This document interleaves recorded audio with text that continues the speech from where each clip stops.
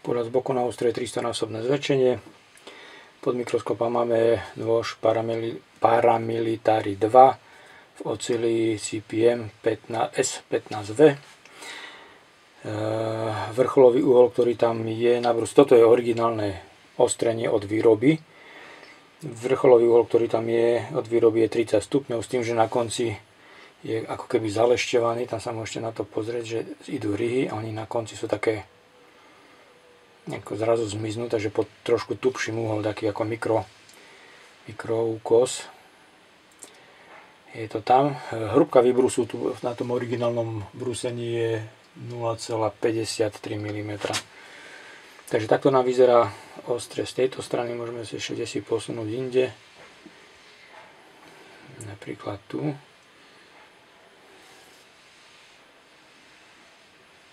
Je takisto vidieť hrubé ryhy zo spodu obrazovky, ja to dám do prostriedku. Hrubá ryha zo spodku ide a potom si tesne pod vrcholom sa zrazu stratí a tam je ten mikroúkos. To, čo som nameral, skúšal som bez, tak je desi okolo nejakých 75 do 80 gramov. Takže slušne nabrúsený, veľmi slušne nabrúsený nožik.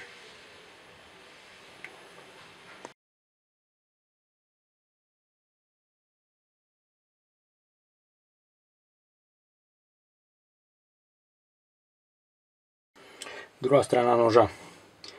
Aj tu je vidieť, ale v menšej miere.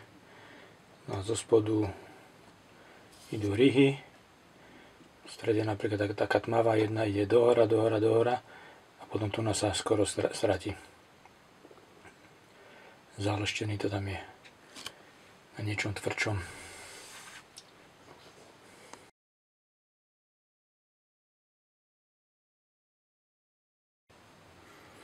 Pohľad zhora na ostrie, stred ten pasík, to je naše ostrie, lepšie povedané, to je originálne ostrie, taký, tým, že je tmavý, to je znak toho, že ide do konvexu. Z jednej strany trošku viac, z jednej menej, ale ten nôž je v podstate veľmi dobre nabrúsený.